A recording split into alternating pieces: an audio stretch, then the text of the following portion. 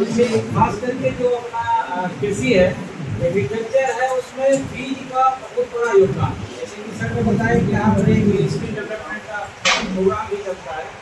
तो जैसे सब प्रैक्टिस कर लें, जुताई कर लें, खाद डाल लें, जो है सर ने बताया हर चीज करना चाहता है, एजुकेशन करना है, लेकिन यदि बीज अच्छा नहीं, बीज यदि अच्छे क्वालिटी का नहीं है, तो हमारा सारा खर्चा भी हो जाता है, सारा समय लग जाता है, लेकिन हमें पैदावार उससे नहीं होती।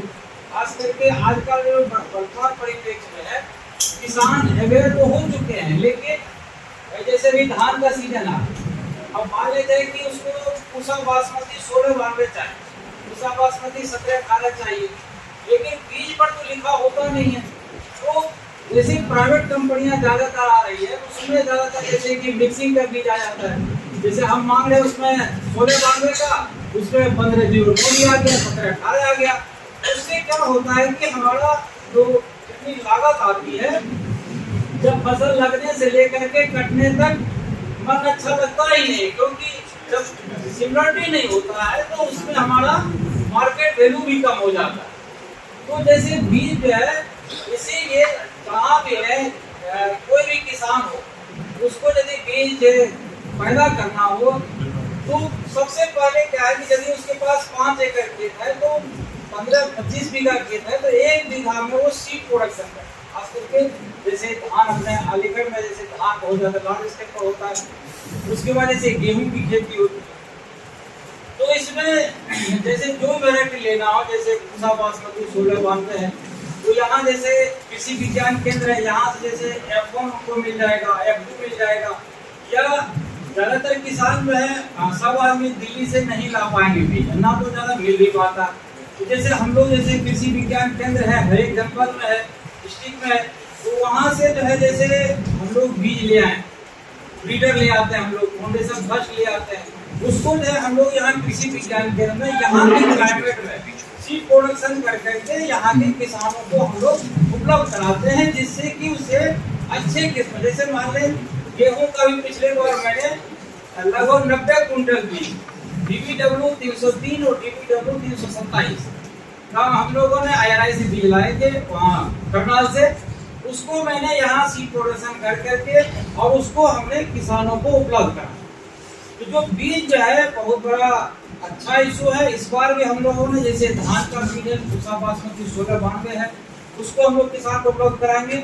और जैसे भरतपुर है, मस्टर्ड का रिसर्च इंस्टीट्यूशन, वहाँ से सरसों का जो है जैसे DRMR 1165-40, जो कि अपने अलीगढ़ के लिए बहुत ही अच्छा रिकमेंडेड भी किया गया है और अच्छा रिजल्ट भी आया। तो उसका जो है बीज हम लोग पैदा किए हुए हैं और अगले सीजन में किसान को उपलब्ध कराएंगे। तो जैसे गेहूं की वैरायटी है DBW 187 बायो फोर्टिफाइड वैरायटी। वैज्ञानिक ने देखिए, जैसे कि सर ने बताया कि बीज जो है बहुत बड़ा इशू है, तो इसमें जब तक हम लोग नए नए तकनीक से हम लोग बीज का उपयोग नहीं करेंगे, जैसे बायो फोर्टिफाइड बीज आप लोग सुने भी होंगे।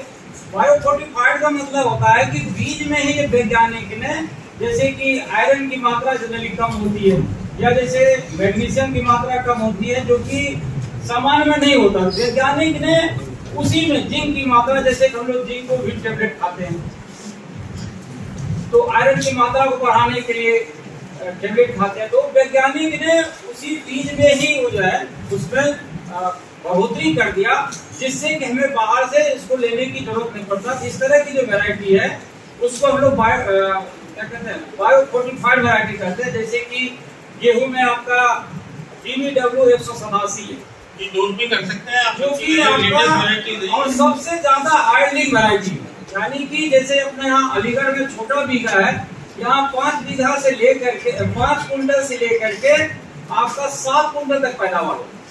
हालांकि अभी इस बार थोड़ा सा मौसम खराब होने के कारण ज्यादातर गेहूं गिर गया था, ओले गिरे थे, तब पर भी 5 कुंटल के आसपास, 6 कुंटल के आसपास पैदा। इससे पहले मैं औरैया में था, वहाँ पे मैं पंतनगर से आया था, उसमें आज से लगभग 5-6 साल पहले 100 रुपए किलो बीज मिला, मेला से वहाँ से किसान मंगवाए थे, और वहां पर 6.5 कुंटल से लेकर के 7 कुंटल तक की पैदावार।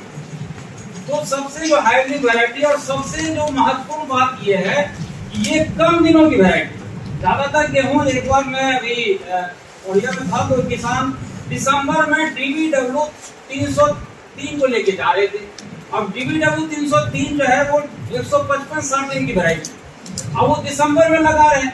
अब दुकानदार तो उसको भेज देता है, हम कहीं भाई इसको बदल दीजिए, ये बीज जो है आपका लास्ट में जैसे मार्च के बाद टेम्परेचर हाई होगा और दाना उसका सिकुड़ जाएगा और पैदावार कम हो जाएगी। तो उन्होंने कहा कि अब जो लिए हैं रहने दीजिए, क्योंकि उनके बारे में पता नहीं होता। ज्यादातर हम लोग जो है जैसे कृषि विज्ञान पे हम लोग अवेयर ही करते हैं कि कैसे कौन सा बीज लगाना, कब लगाना, कौन अर्ली वैरायटी है, कौन लेट वैरायटी है, कैसे उसको लगाना है।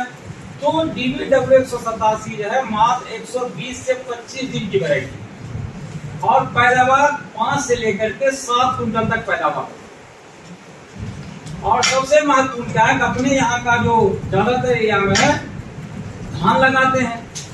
धान लगाने जैसे पूसा बासमती 1509 लगाए, पूसा बासमती 1692 लगाए, जो कि आपका 110 से लेकर के 120 दिन में पक्के तैयार हो जाए और उसी का मार्केट है अपना यहाँ अलीगढ़ में। इसके बाद यानी अक्टूबर के लास्ट में हम लोग इसमें गेहूं की बुआई कर देते। जनरली हम लोग पहले पढ़ते थे कि 15 नवंबर के बाद जो है गेहूं की बुआई करें। अब देखिए क्या है कि जब 15 नवंबर के बाद बुआई करते हैं इतना ज्यादा टेम्परेचर हो जाता है कि फिर वो गेहूं अच्छा नहीं होता, दाना सिकुड़ जाता और पैदावार घट जाती। अब किसान को हम लोग कह रहे हैं कि हर हाल में आप 10 नवंबर तक गेहूं की बुआई खत्म कर दीजिए और कम दिनों वाली वैरायटी लीजिए। आप DBW 303 हम लोग लगा लेते हैं, लेकिन अपने यहाँ के नहीं है, ये पंजाब के लिए। पंजाब में ठंडा ज्यादा होता है, अब वहाँ के लिए तो सेट है, बढ़िया वैरायटी है क्योंकि लंबा समय तक ठंड होती है वहाँ। अपने यहाँ जो हम लोग पूरब की तरफ बढ़ते जाते हैं गेहूं की पैदावार घटती चली जाती है। जब अपना अलीगढ़ है यहाँ से यदि और पूर्वांचल की तरफ चले तो वहाँ पैदावार और कम हो जाए। यही रीजन है कि वहाँ जितना ज्यादा ठंड होगा वहाँ गेहूं उतना ज्यादा अच्छा पैदावार होगा। तो अपने क्लाइमेट के अनुसार जिस तरह से टेम्परेचर बदलाव आ रहा है उसी के अनुसार से हम लोग अपने यदि समय से यदि लगा देते हैं, यानी कि 10 नवंबर से पहले ही गेहूं की बुआई कर देते हैं तो निश्चित रूप से पैदावार अच्छा होगा। और सबसे महत्वपूर्ण क्या है कि बीज जो है ना एक बहुत बड़ा व्यवसाय, जैसे बताया कि स्किल का एक प्रोग्राम चल रहा है यहाँ पे, तो बहुत ही अच्छा चीज है। बीज जो है जब तक आदमी रहेगा तब तक इसका व्यवसाय चलेगा और बहुत अच्छा चलेगा और इसका इतना अच्छा फ्यूचर है कि कभी भी कम नहीं होगा।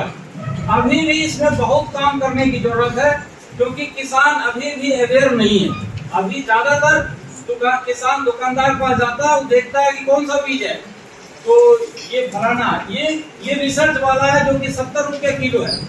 अरे भाई रिसर्च वाला 70 रुपये तो खरीद लें हम, लेकिन पैदावार उसकी कितनी होती है? केवल उसका पैकेजिंग बढ़िया होगा और उसकी ग्रेडिंग बढ़िया कर देता है और दुकानदार वही रिसर्च करके तो उसको भेज देता है। पैदावार वही सबका 4 कुंटल से लेकर के 5-6 कुंटल के आसपास होता है।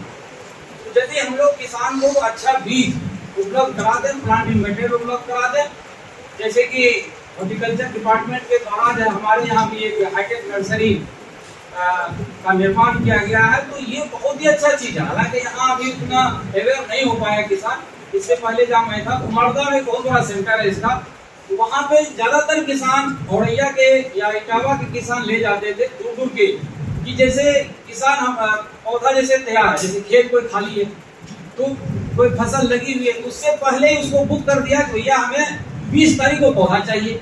यदि आप बीज दे दिए तो 1 रुपया पौधा, यदि बीज नहीं दिए तो 2 रुपया पौधा। जो बीज नर्सरी तैयार करने का झंझट था, जैसे मैं लवी ककड़ी करुई था, उस समय हमारे ऑपरेशन में नहीं हो सकता, तो वो तैयार करके दे देगा। उससे क्या होता है कि एकदम बढ़िया, एक तो पौधा स्वस्थ होता है, रोग नहीं लगता है, और दूसरा अच्छी पैदावार होती है, फलत अच्छा होता है और बढ़िया पैकेजिंग करके देते हैं, जिससे कि ये जो है ना बहुत ही अच्छा कदम है सरकार का। बस इसको थोड़ा सा यहाँ पे और पॉपुलराइज हम लोग करेंगे, इससे किसान को ज्यादा से ज्यादा फायदा होगा। इसीलिए बीज जो है बहुत ही खास करके खेती में बहुत बड़ा योगदान है। इसको जितना हम लोग ज्यादा किसान को अवेयर करेंगे कि कौन सा बीज लगाएं, कब लगाएं, कैसे सीड प्रोडक्शन करना है, ये सब तो आप लोग पढ़ ही रहे होंगे। तो इसमें ध्यान देने की जरूरत है और आपके जो भी जाने वाले किसान होंगे उनको अवेयर करिए, जिससे कि हम लोग का ज्यादा से ज्यादा जो है किसान उससे लाभान्वित हो सके और जिससे कि हम लोग के देश की तरक्की हो सके। बहुत बहुत धन्यवाद।